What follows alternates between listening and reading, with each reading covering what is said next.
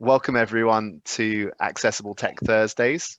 Today we're covering sensory and we're joined with myself, Neil Beck. I won't be here very long because I'll be handing over to Richard Hurstwood and Carol Allen.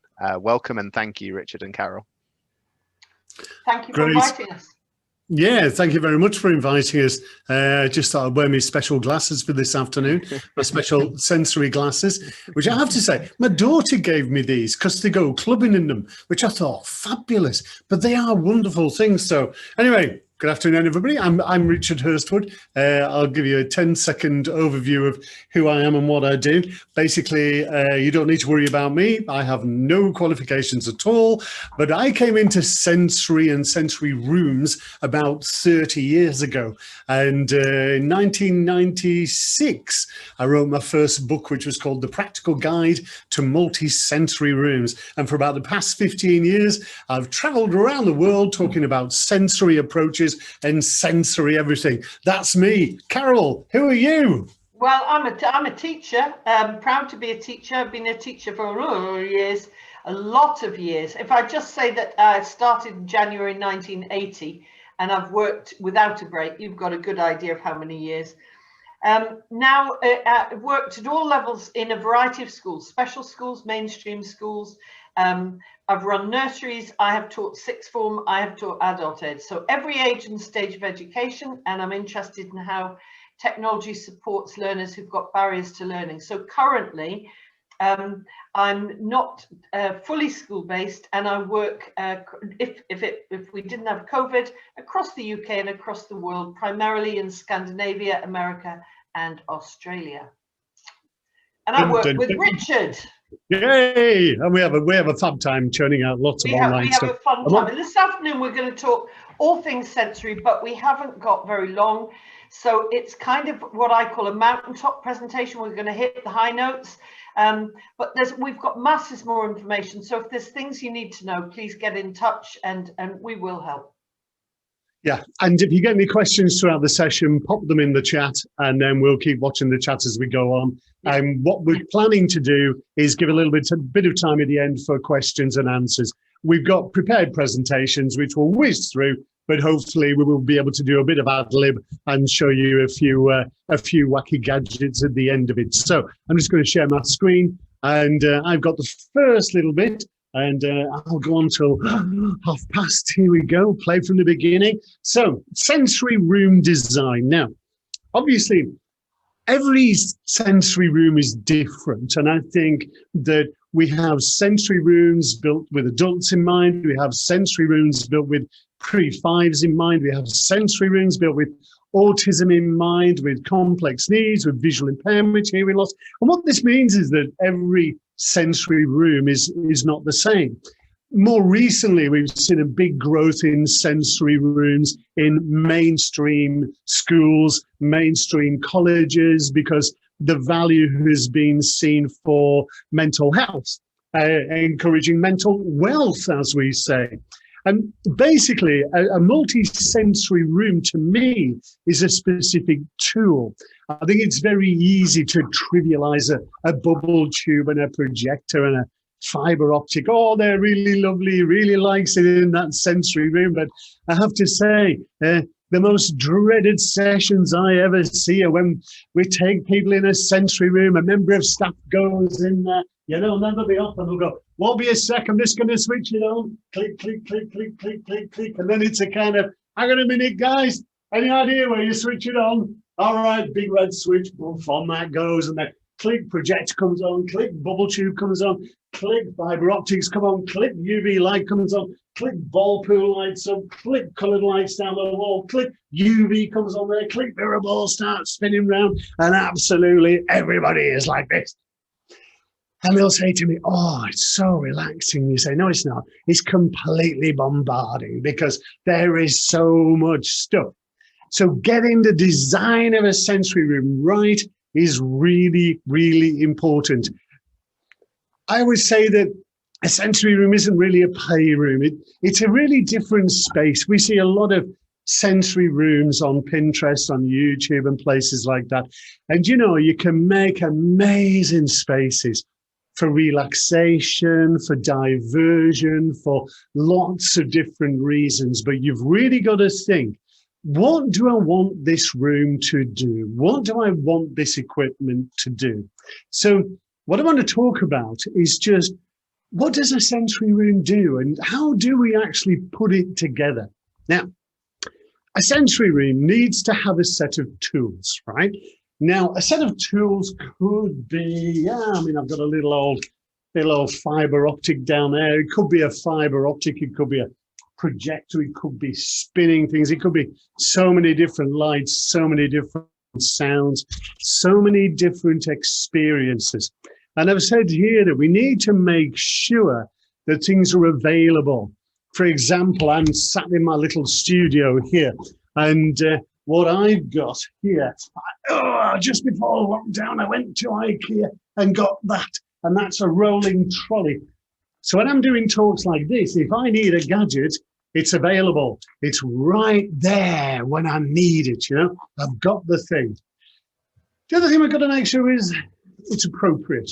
Now, we're not talking about age appropriate here, as a couple of ladies from a company called Simply Sensory say. It's not age appropriate, it's stage appropriate. So I'm only a tiny bit younger than Carol, and do you know what? I made a salad spinner which spins with lights. I absolutely love it. It's nothing to do with my age. I am just fascinated by spinning lights. So we have the opportunity to create spaces where learners can watch, can listen, can feel. Unfortunately, we're a bit of a disaster. I'm working on a green screen, and my touchy-feely thing is, it is green. So it doesn't actually work, which is a little bit unfortunate, but nevertheless, believe me, it's a lovely touchy-feely thing. So we can give people experiences that are appropriate. We need to make sure we've got good access. That's a big issue. If you're working with wheelchairs, as I might go on to say soon, then you need to make sure that you have good access there. If you are working with people who have autism or are autistic, then you may need to think about how accessible this space is going to be for them. If there's too much going on, it's really probably not going to be accessible. Now, we can point you to all the gadgets in the world, from wonderfully expensive iPad projectors right down to little twiddly things like this, which are amazing for sensory. But the most important element of any sensory room is you. And if we say sensory rooms don't work, that's because we don't work in sensory rooms. We've got to know what we're doing when we actually go into a sensory room. Whilst you're in the design stages of your multi-sensory room, it's always a good idea to see if you can go and visit other people's sensory rooms. When you visit, don't just look at the equipment that's in the room. Ask the practitioners what they actually do, because what you need to do is create a room which is going to work for your unique set of learners. You need the room to work for you, so make sure it's going to do what you want it to do. So there's a lot of universal design ideas can go into a sensory space like this. Have a quick look at this. Many schools and centres do have wonderful sensory corners in classrooms and day rooms, but a multi-sensory room can be a very valuable asset. They come in all shapes, sizes, complexities and costs. For those on a bigger budget, they can be designed and installed by professional sensory companies, or an audio-visual company can supply and fit the equipment. But these days, many sensory rooms can be created with less expensive equipment at a cheaper cost. Although a professionally installed room is fantastic, you can sometimes create amazing spaces on a much smaller budget, as you'll see in this module. That's a video which I made for some online training modules that we have about multi-sensory. One of the biggest issues in getting the design of a sensory room right is making it safe. And as I put on this slide here, I took all of these photographs myself. On the left there, you can see that we actually have, it's actually very nice wiring. The orange wire is called Pyro. That's really expensive wiring. It's completely fireproof. I think it lasts up to 30 minutes in direct flame. So some idiot's gone and plugged in a 4-block next to it, which would ignite the moment a flame hit it. And you just think, come on. Trailing leads, they're a big issue. You can see just in the middle there, I've got a picture of a socket, plug socket in completely the wrong place. You know, we talk about whether or not the equipment is safe, but the most dangerous thing there is the cable. I can just home into it there. Just the cable, just going down the wall. Tell you what, a lot of our learners may bite cables and things like that. Hell of a sensory experience there if you bite through one of those. I say professional companies can install things. That was installed by a sensory company, and they actually put a little shelf up there and tied luggage straps around the stereo system, which was unbelievable. And this one's brilliant. This is a projector which is strung about 8 feet from the ground, and it's on 2 G-clamps, which were put up by a school caretaker. Needless to say, that was shut down very, very quickly. People may try to sell you very expensive control systems. Forget it. You know, you need to keep the actual control simple. Keep it really, really simple. So you can go in, or any member of staff can go in, switch it on, and away we go. If we have computer systems to deal with, that just turns it into a complete disaster space. So I think that really you've got to keep it as simple as you possibly can. When you're designing a multisensory room for more complex needs, you may need wheelchair access around the room. Many of our learners who have a visual impairment may need to get much closer to the equipment. And like autism, good colour contrast in the room and defined working spaces will help our learners make sense of the space. So our main consideration with complex needs is access. Some learners may need to be closer, some learners may need to be far away. Some learners might just want to be right in there, but make things accessible. So what we're saying really is that a sensory space can look any way you want, depending on who's going in there. Because if you're in mainstream, then you're going to use it much more for relaxation. You're going to use it a lot more for taking that child or that student from that situation and creating a distraction and putting him into a different situation. A multisensory space, just before I hand over to Carol, a multisensory space is a space where you can increase the stimulus, you can decrease the stimulus, you can use something in isolation, or you can use these in combination with something else. That means that we've got control over the environment to suit the learner's needs. That means that they're ready for learning, and we're breaking down the barriers to learning. So we can then turn it into a learning experience. So don't think of a sensory room just as a place where we go to chill out and watch bubble tubes and liquid wheels. It isn't. There's a lot more to a sensory room than that. Carol, over to you. Right, Richard, you're going to have to run the presentation though, okay? No problem. No problem. If you pop it back on. There we go. Go to the next slide. I'm just going to the next slide. I am. It's going to whiz over there. Oh, I tell you what I must do. No, it's too late. Hang on a minute. Oh, look at that. The spinning beach ball of death. Not what you want to see on a Macintosh computer. Won't be a second. Just going to get out of that there. And then I'll go back into share screen. Won't be a minute. Get me there. And I'll put it to the start of yours. That makes a lot more sense. Hey.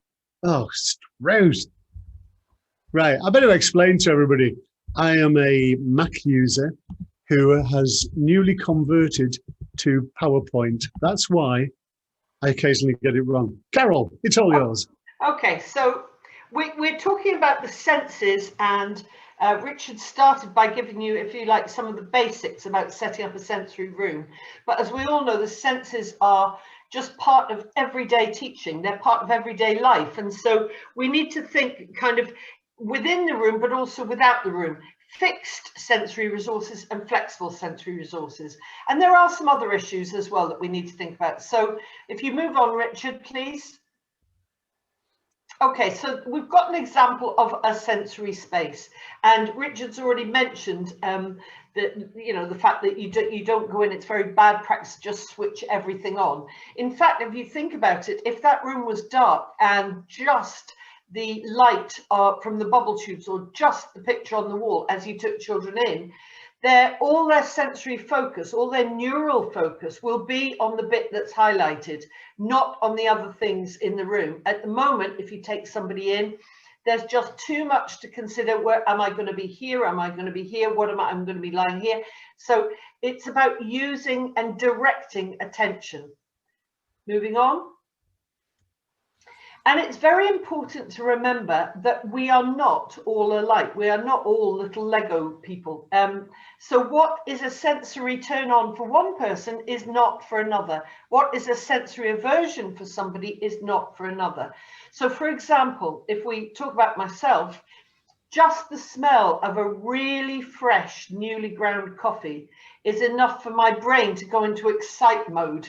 It really goes, before I've even got to taste it or got to drink it, my brain starts to react to that.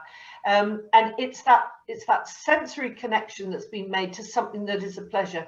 Whereas other members of my family don't drink coffee at all. I'm sure we're not actually genetically linked. And probably they're not mine, and because they don't drink coffee, they drink herbal teas and waffle like that. But really, really strong coffee is there. So when we're talking sensory, you have to be alert to two things. One, we're not universal. And secondly, something that is positive or negative in a sensory aspect for you is not the same for other people.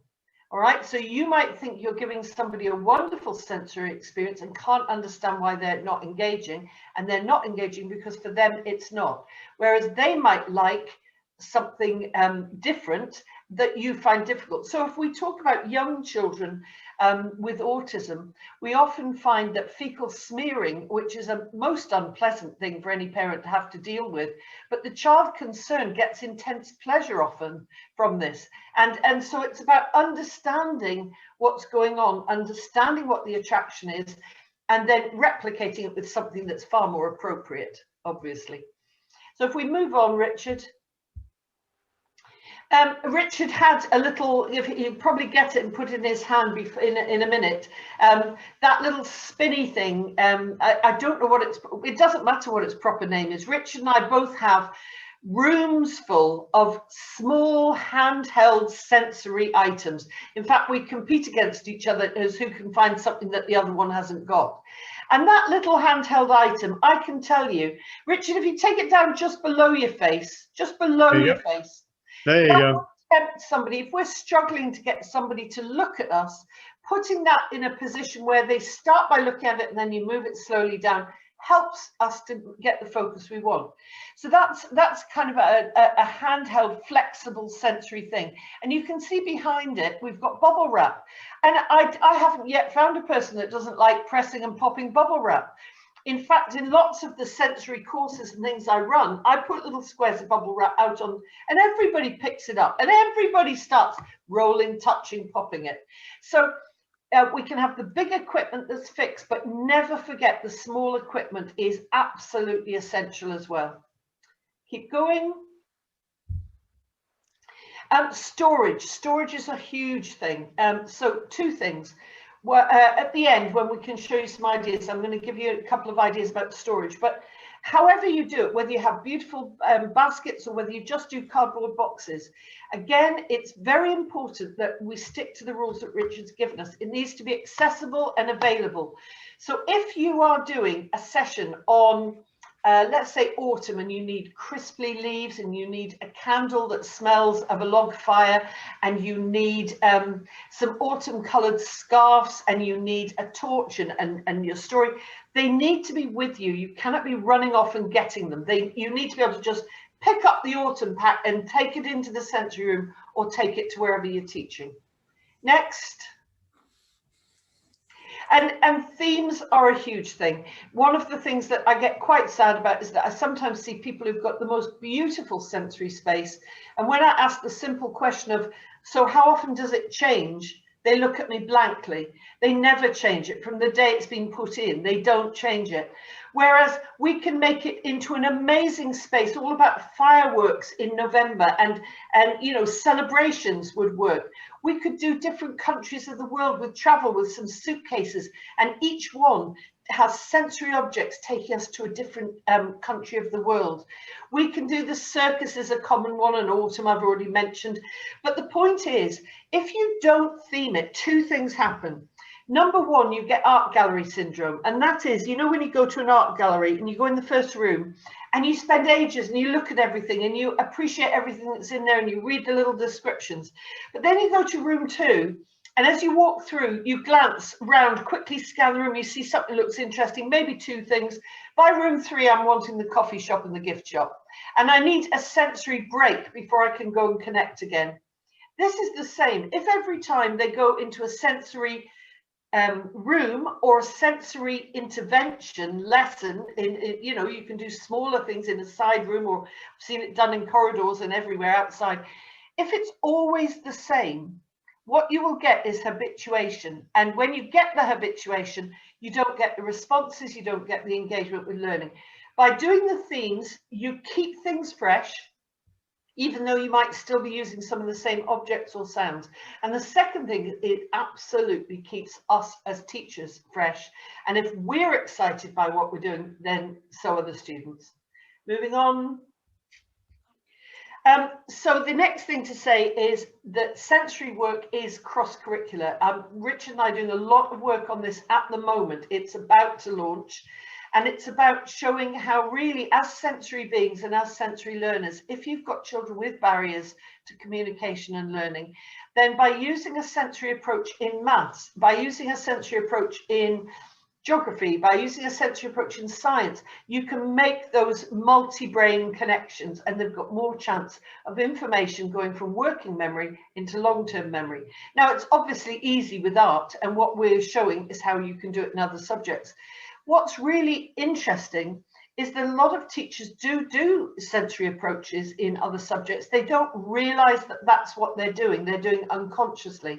And whilst that's good, if you have consciousness of what you are doing when you are teaching, if you have a precision teaching level where you know why and you know what the sensory is doing, you get better outcomes. If you do it accidentally, you get accidental outcomes.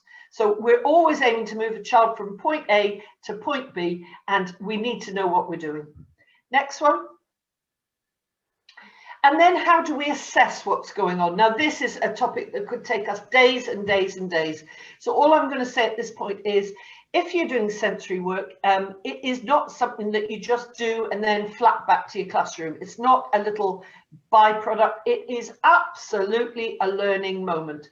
If you're not doing some kind of assessment, then really, again, what is the point? Now, I'm not talking about a tick list, and I'm not talking about, you know, great long videos that you have to dissect. If you're taking a group of 2 or 3 into a sensory room, then each time you go, focus on one child.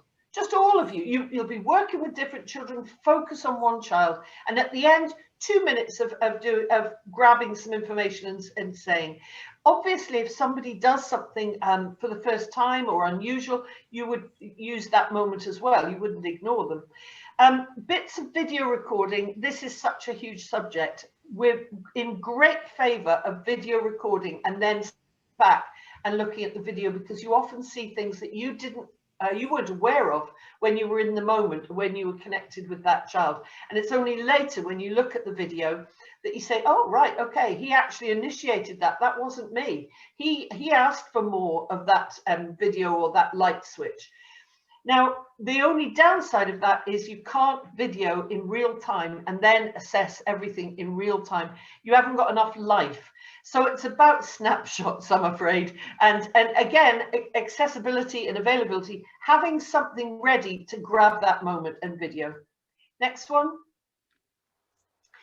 If you do have a really defined sensory facility in your establishment, whether you are a school or a college for all the students or whatever, then really consider allowing people to come and use it for events, birthday events, weddings, You know, just kind of play dates and things like that. Allowing people to book it and use that.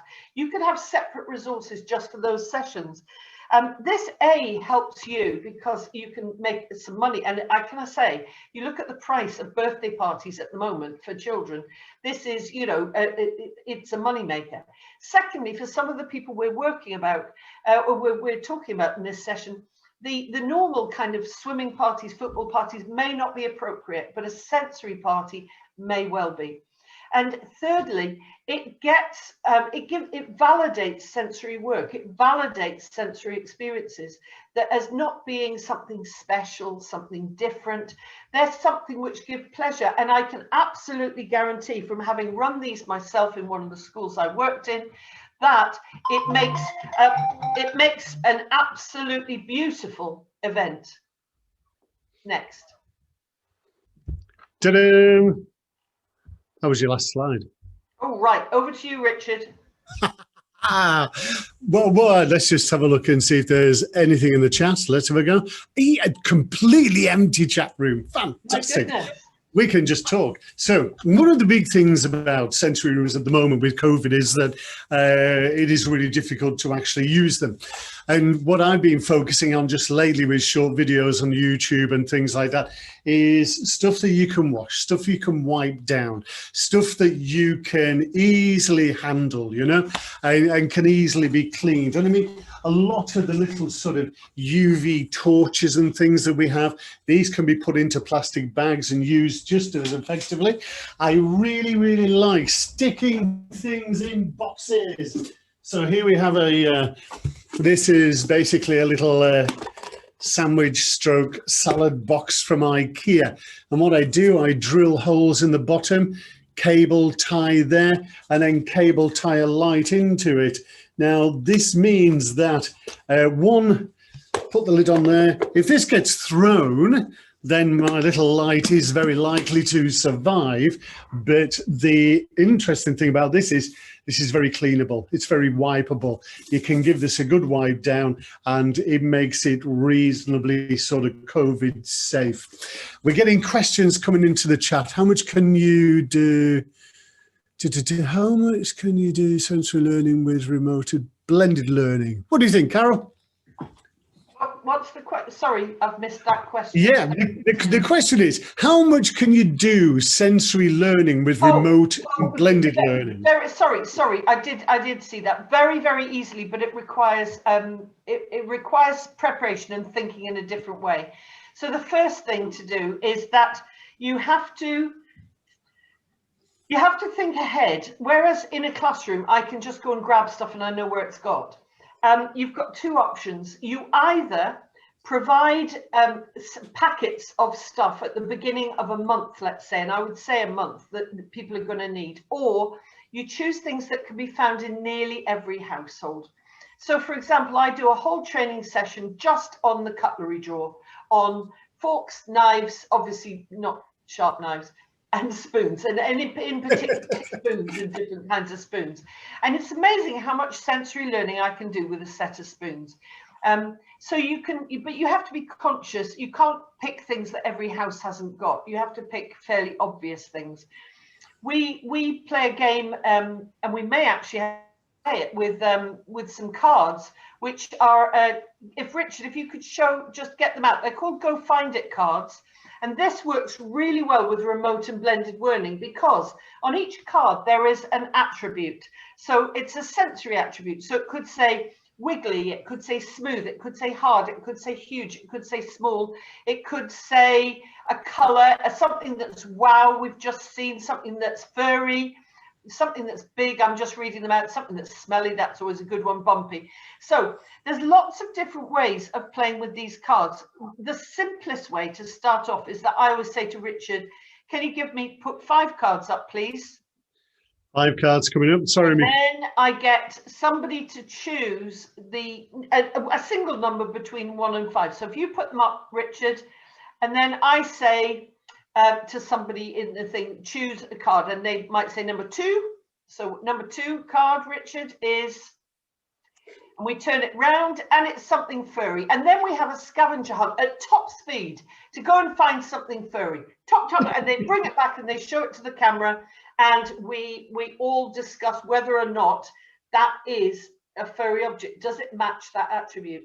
Now you can make that harder. So we can then say, we'll sort to 2 attributes. I know we're going to move on, Richard, so don't worry, I'm just going to explain it. So we might get furry and orange, and they have to go find something that's furry and orange.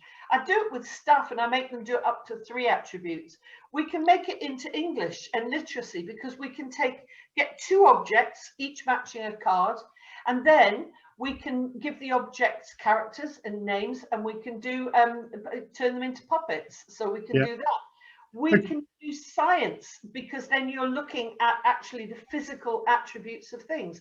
So that's just one example with one set of cards. You can do sensory learning remotely, blended learning, and I would argue that it adds a dimension that makes it far more interesting, far more engaging, far more accessible for everybody. You give me a topic and I can give you sensory ways of doing it, you know? And you put there, we've got another one there, is sensory learning for everyone. If not, Yes. Of course it's for everyone. Of course it's sensory learning is the way you learn. You learn with vision, hearing, touch, taste, smell. If you think back to when you were at school, the memories that you will have at school were that day when you did that trip to so-and-so, when that magical teacher did that really special thing. You don't remember the days when you were sat at a desk writing. You remember the day, you know, I live in Morecambe, right? And I remember one of the things I remember the strongest was we had to paint rocks, take them down to the beach, and then go and find them 2 weeks later for our marine studies, you know. And we learned all about the rotation of the bay, and that took me on to sailing. It had a bigger impact on me than learning my times tables, which I can't do. I think the problem is because we are trying to engage our learners, whatever ability. Now, one thing I must just tell you at this stage, I am not joking when I say I have no qualifications. If there's anybody in the audience old enough to remember CSEs, they were the exams for the thickies, right? They wouldn't put me through for a CSE because I would have failed it so badly. In the 1970s, I was part of an experiment. It was magically called open plan learning. What a flipping disaster that was, because I had no chance, because I've got the attention span of a gnat and I need to move. If I can't move, I don't learn. But you know what? I can write a book. Hey, so sensory learning is for everybody. And it's how we make learning interesting. The good practitioners are the ones who can spot those kids, those students, those children who need the visual stuff. Those kids, those students, those children who need to touch it. You know, you've got to have the skill of working out how you're going to make it sensory. You don't have to have a sensory room to do sensory stuff. That's fantastic. Thank you. Really good answers to those questions. And what I'm actually going to do is just wrap the webinar up now. And then if we want to carry the conversation on, we can carry it on. So just in case anyone needs to dash off, and then they'll still have the details at the end. No problem. So yeah, first of all, thank you. That's fascinating. And I've learned so much on this. That was really interesting. And I think that knowing that sensory is for everyone is really important, because I think some people just associate it with a specialist college or a specialist environment, and I think it's really important to bring elements of that to the mainstream. So yeah, just to say, if there's anything that you've been interested in today and you want to know more, you can sign up to assistance through edtech-demonstrator.lgfl.net. We've got our social media links on the right hand side. We do have some more webinars coming up, and we will announce those on Twitter. And what we'll look to do is do a webinar where we tie all of these resources and webinars together and signpost how to use them So a bit of a map, if you like, and we'll use that to kind of show people how to go. So that's my little kind of bit to tie it all up. And thanks, Carol, and thanks, Richard. That's been really interesting. No problem.